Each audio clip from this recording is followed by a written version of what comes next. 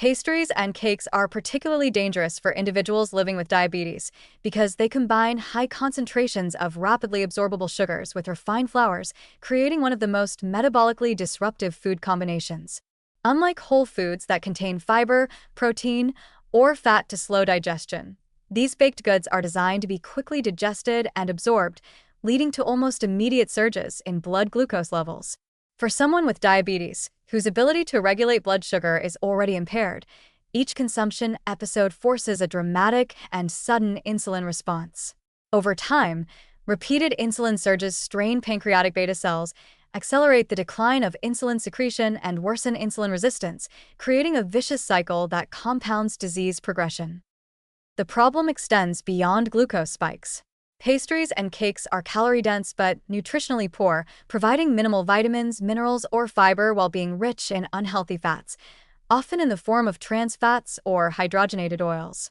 These fats not only contribute to weight gain but also exacerbate systemic inflammation, dyslipidemia, and endothelial dysfunction, all key factors in the increased cardiovascular risk faced by individuals with diabetes.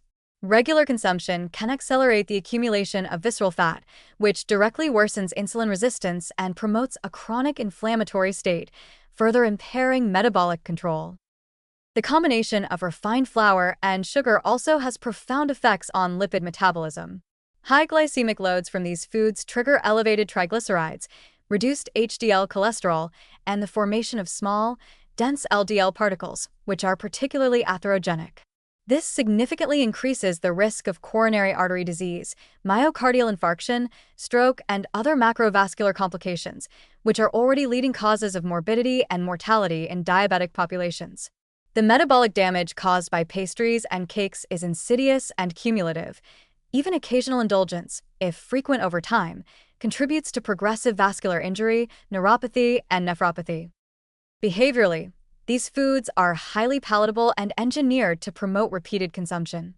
The combination of sweetness and fat reinforces cravings and habitual overconsumption, making dietary control extremely difficult. This is particularly dangerous for individuals with diabetes because the repeated glycemic spikes and insulin surges from multiple daily exposures compound long-term complications.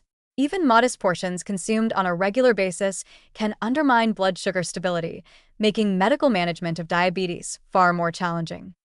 Research consistently demonstrates that diets high in refined sugars and flours are strongly associated with accelerated progression of type 2 diabetes, poor glycemic control, and increased cardiovascular risk.